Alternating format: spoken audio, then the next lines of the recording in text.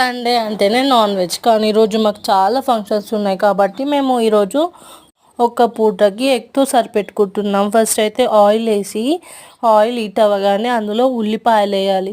ఉల్లిపాయలు పచ్చి వాసన పోయేంత వరకు ఫ్రై చేసుకోవాలి, బాగా ఫ్రై చేసుకోవాలి. మొత్తం ఉల్లిపాయలతోనే ఉంటుంది కూర కూడా. సో ఉల్లిపాయలు బాగా ఫ్రై చేసుకోవాలి. ఉల్లిపాయలు అంత త్వరగా ఏమో ఫ్రై కావు, సో అందులోనే ఉప్పు యాడ్ చేసుకోండి. ఉప్పు యాడ్ చేసుకొని ఒక 1-2 మినిట్స్ ఉడికించుకోండి. దెన్ అందులో పసుపు, ధనియా, లవంగాల పొడి వేసుకొని మూత పెట్టుకోండి.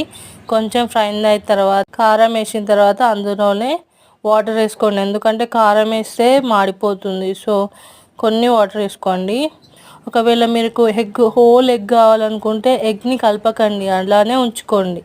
లేదు ఇట్లా కావాలనుకుంటే మొత్తం కలుపుకోండి, ఎందుకంటే ఈవెన్గా స్ప్రెడ్ అవుతుంది, మొత్తం స్ప్రెడ్ అయ్యి బాగుంటుంది. లేదు మా డాడీకి అట్లా ఇష్టం ఉండదు, సో హోల్ ఎగ్ కావాలి కాబట్టి నేను ఒక ఎగ్ దానిపైన ఆనియన్స్ వేసాను. సో అట్లనే ఎగ్ ఉంటుంది. తర్వాత కొత్తిమీర వేసుకుంటే ఎంతో ఇష్టమైన ఆనియన్ ఎగ్ కర్రీ రెడీ.